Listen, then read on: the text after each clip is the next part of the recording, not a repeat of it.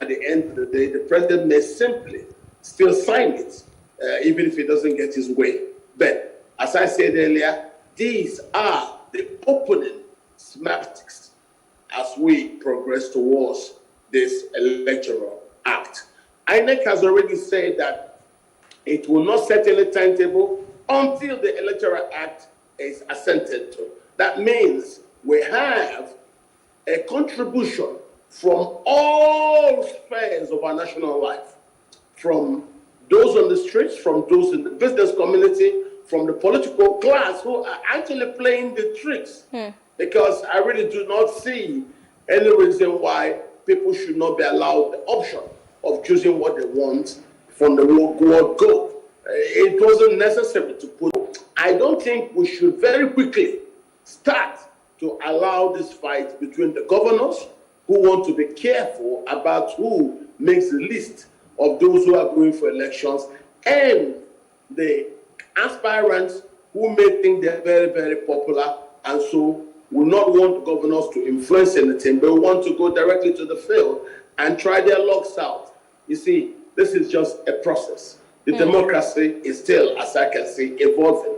If President Buhari assents to the amendment of the Electoral Act, that will be a landmark position because what's inside it is bigger than the noise that we're talking about now. The direct capability of INEC, where possible, to transmit reports electronically is the main elephant inside this Electoral Act. So all the other noise about direct and indirect, those things are irrelevant to the real conduct of the elections and the processes that would make the process to be seen, to be clean to the public and whoever the observer is. So I think, like a lot of Nigerians were optimistic, we pray the president will do everything he promised he would do. Now that they've given him what he wants. He said he wants consensus.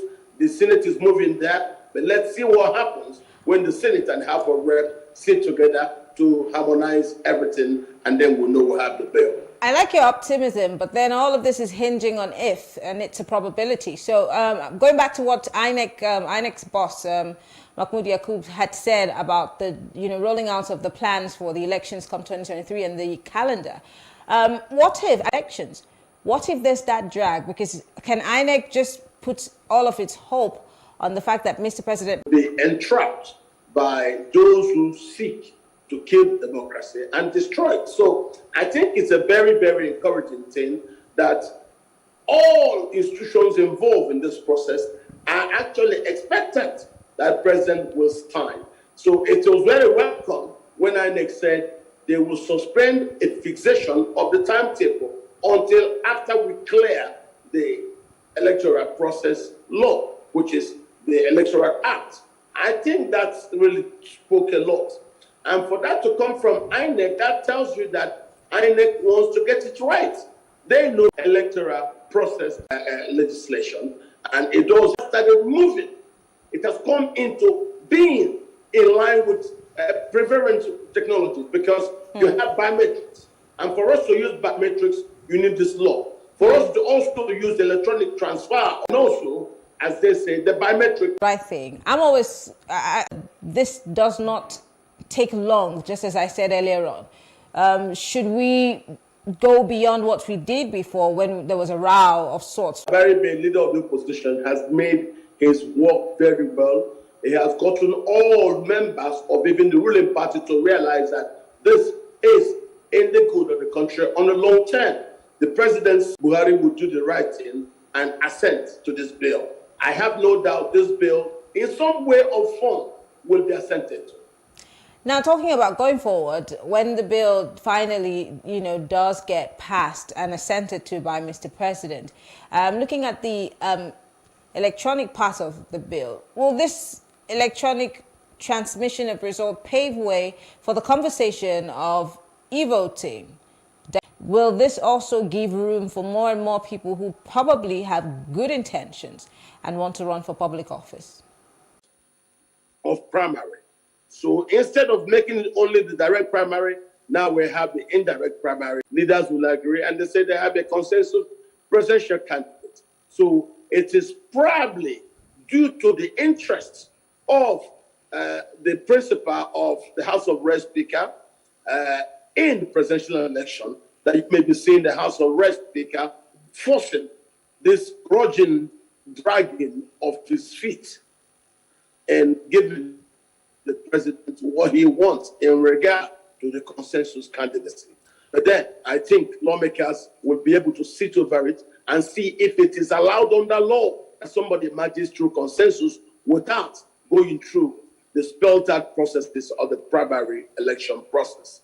So we are watching to see what we finally get in the bag when this tinkering in the National Assembly that has started today ends.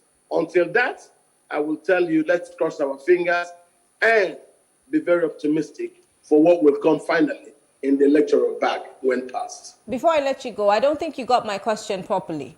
I talked about other things that were not necessarily an issue when the president returned that bill to the National Assembly. I'm talking about the inclusion of independent candidacy. So you don't necessarily need to be a member of the APC or the PDP to emerge as a candidate to run for an office.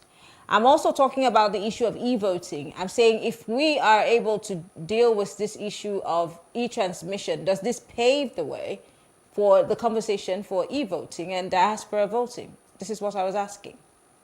Well, the issues of e-voting and diaspora can be done. Yes, INEC have the money. If you give them, they'll be able to purchase e-voting machines available today on Earth. And as far as we have a telecom presence in the places where automatic registration of the votes will be required at a last link server, if that becomes necessary and it's available anywhere on Earth, Nigeria can deploy it. INEC has said so. So this bill, when passed and assented the way it is now, will be able to allow INEC to decide some of those things you're saying.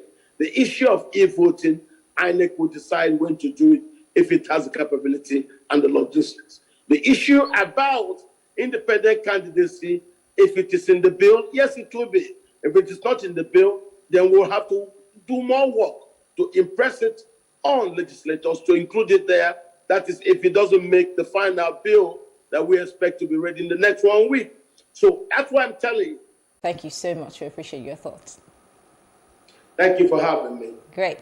Well, thank you all for staying with us. We'll take a quick break now. When we return, we look at the educational qualifications review for presidential candidates COP23 or 2023. Exactly what change will it make? Stay with us.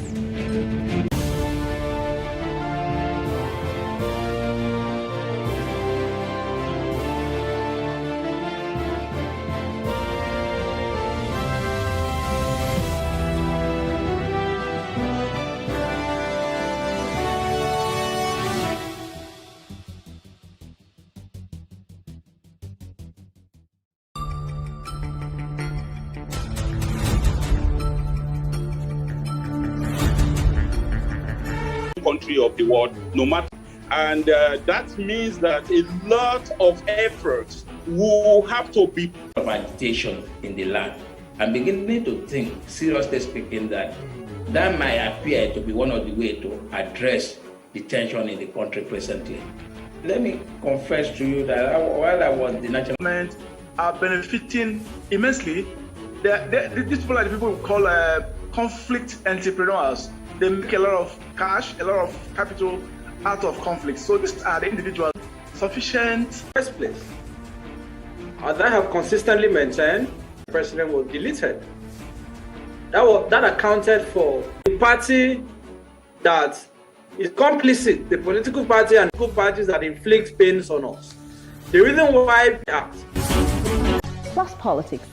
It's not just another political conversation, it's about keeping you in the know. The last election was not really in the entertainment industry, then we'll definitely be talking about it.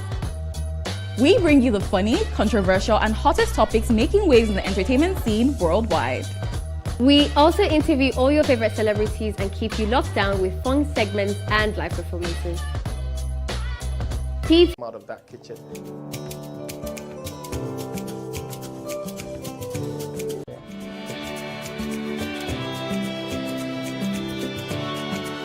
Excuse anymore. West African time.